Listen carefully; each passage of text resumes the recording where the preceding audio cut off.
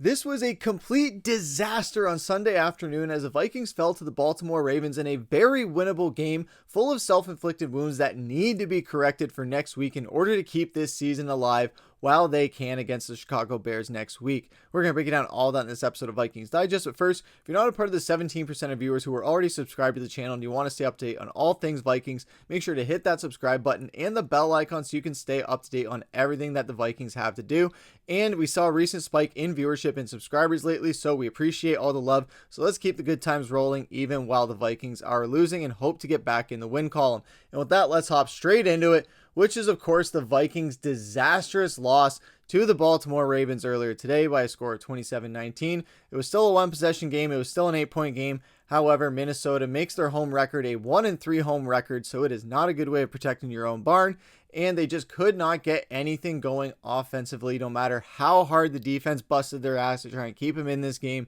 It was just a very rough game overall for the Vikings, even when the stat leaders don't look too bad when you're looking at the grand scheme of things, because J.J. McCarthy did have 248 yards, but he did have 2 picks. Then J.J. McCarthy was the leading rusher in yards with 48, which you don't really want to see your quarterback lead your team in rushing yards.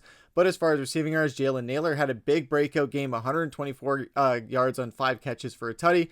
Then Jonathan Allen got himself a sack and led the team there. And Blake Cashman with 11 combined tackles and 4 solo tackles. So on the game leading part of side of things, Minnesota didn't do anything too crazy, but not too terrible when you look at a surface value. But when you look deep into it, the picks, then all the self-inflicted wounds just really mounted up no matter how much they contained Derrick Henry. 75 yards on 20 carries, defense did their job. Lamar Jackson, he was pretty much contained for most of the game. He only had 176 passing yards, and he only was completing 17 of them, so he doesn't throw a lot of incompletions, so they were able to kind of rattle him a little bit there.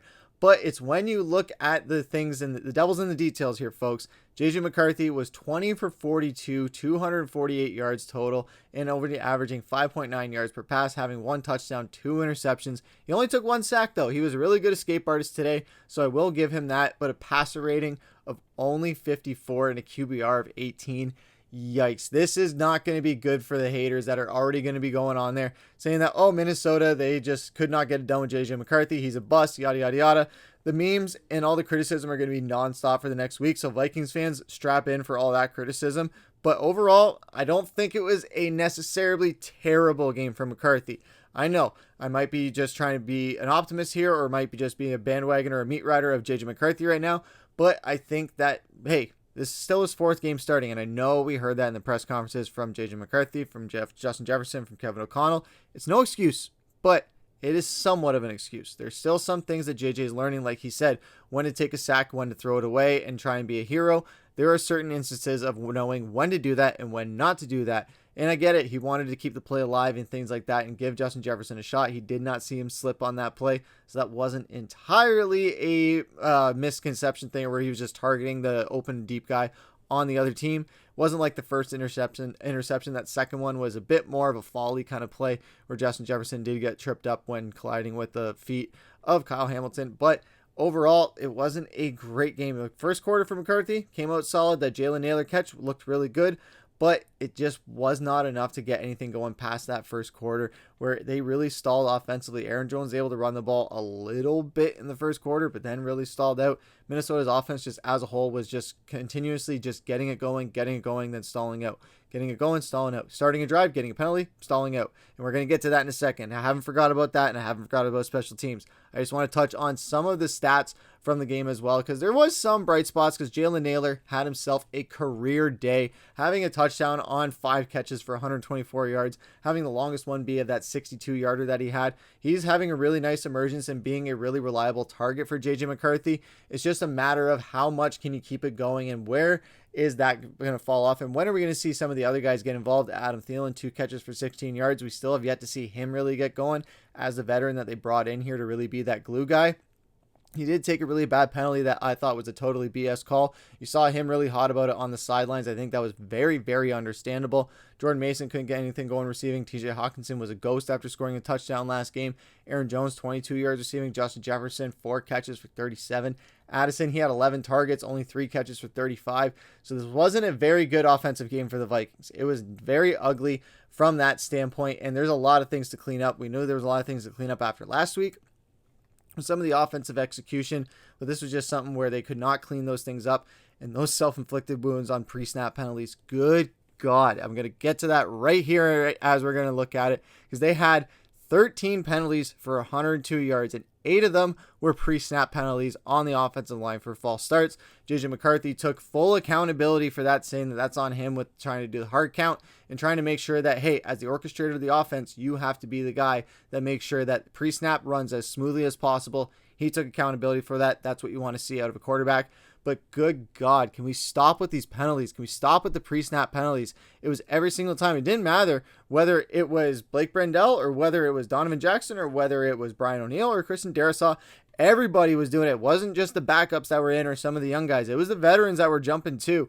And it was just ugly. Every single drive, there was one of them at least. And yes, it was a lot to do with the motions, the hard counts, and things like that. US Bank Stadium is loud, but that's your home barn. That should not be that loud where you have to go to a hard count or things like that. Absolutely not. I mean, the home crowd should know when to be quiet when the offense is on the field. But still, this is something that cannot happen. This is something where I can attribute a lot of the team's downfall today to that specifically, because you just cannot have that's 102 yards gifted, one of which being on the end of that interception. So that was on the turnover and downs with the Adam Thielen one. So that gave them even more field position. Then you had the turnover battle that you really lost with those 3 turnovers. JJ McCarthy throwing 2 picks, then Miles Price having that fumble. He had 2 fumbles. Thankfully, they recovered the one.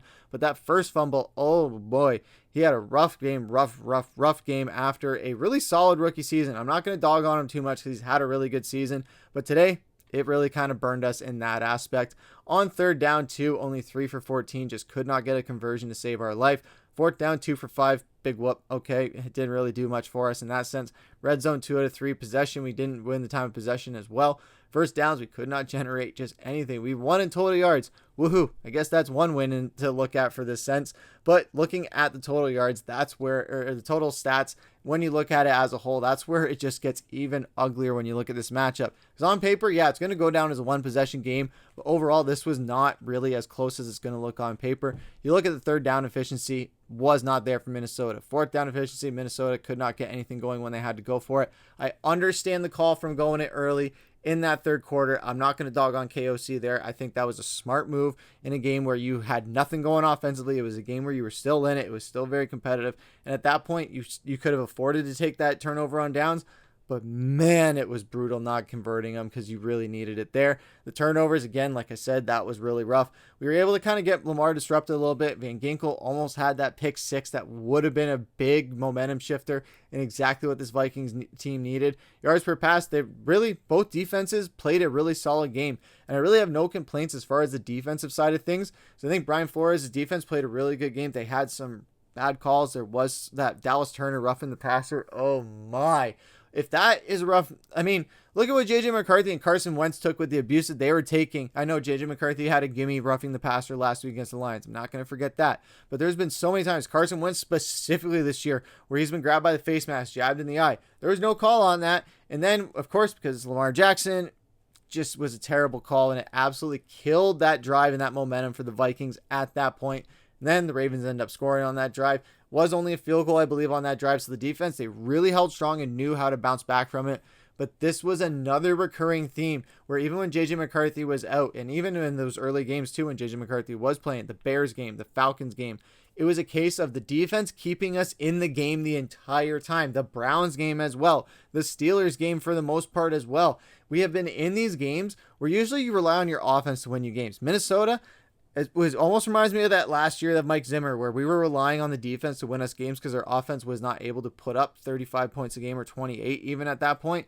This was almost the exact same thing that is happening. I'm not saying it's going to be as disastrous as that was, but it kind of reminds me of the same thing where we're relying on this elite defense to keep us in these games while the offense is just slowly getting going. It takes so long to get something going, or they just can't get it going, or they just fizzle out after the first quarter or the first half, or just wait until the 4th quarter to wake up. And then the defense, it's on their job to just keep us in these games. All right, we couldn't get it. We had to punt. All right, go and get us a stop. Go and get us a turnover. Go and get us something. It was always that when I was watching this game.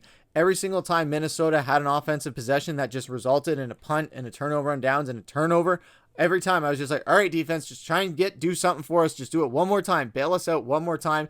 And they did for the most part. But what's happened in those games, like the Atlanta game, as the opposite of the Chicago game, is that when this defense tries to hold you in those games, eventually that opposing offense is going to get through. Eventually our defense is going to get tired, and they're going to let up something, and the levees are going to break in some sense, or the wheels are going to fall off. And that's when, if this Minnesota offense isn't fully clicking or isn't ready to just fire back and try and get us back in this game when the defense is starting to let up, that is a huge problem. It's been a problem all year. It was a problem last year, but it's been a really big problem this year, and it cannot continue. They got to fix a lot of things. They got to fix the pre-snap. They got to fix special teams. Fire the special teams coordinator. Find new special teams players for the most part, because like Tavierre Thomas, he tried to save it, but then he couldn't hold on to it. So that was another kind of slip up he had 2 weeks in a row. So there's a lot of things to figure out for Minnesota. It's just more of an execution point. They have it there. Kevin O'Connell's play calling wasn't as terrible as it has been in the past couple of games in some instances, but this is just a matter of execution. Pre-snap, making sure that all goes according to plan. During the snap, when you're going into that drop back, there was a few times where JJ stumbled a little bit, same as last week, where the pocket really collapsed early because there was broken coverage or a bad snap. But thankfully, that one play where JJ was able to escape the snap, that was beautiful. That was chef's kiss. But other than that, Minnesota has a lot to clean up on the execution side of things on the offense that just need to start clicking. Not knowing when to take a sack and when to throw it away or try to be a hero. Knowing which read to make at some points. There was that one that pick for where he was targeting Addison. That was one where he maybe should have gone to Jefferson a little bit over the top on that one, over the middle, just a little bit deeper. I don't know. But let us know what you guys thought about the game down in the comments below. How pissed off were you by the end of it? And do you think they can bounce back against the Chicago Bears next week? I know we had a really big win last week, and I know that this is a fan base that really loves to get high, and the highs are really high and the lows are really low, and we like to turn on this team on a dime, but I don't think this is the time for panic yet. This is still a young quarterback where, yes, if this year isn't the year where he gets it figured out, obviously I don't think he's going to fully have it figured out. I truly think that next year is where JJ McCarthy is really going to form and be almost like a Josh Allen type, where we saw in the end of this game, he was doing everything in his power to will us to a win. Just wasn't enough to get it done. He tried his damnedest, and that is what I love about JJ McCarthy, is no matter what, he's going to try and win you that football game, even if they can't come up, and even if they do come up short in the end. But let us know your guys' thoughts on the game down in the comments below. And as always, thank you for watching Vikings Digest. Make sure to hit that subscribe button and the bell icon so you don't miss any of the episodes as they drop. It's going to be a busy week full of updates. Jonathan Grenard did leave the game. Kevin O'Connell said we'll have an update coming on that in the next couple of days or so as he gets assessed, but no update to give us at the moment. So stay tuned for an update on that. But for now, I've been your host, Griffin. Take care.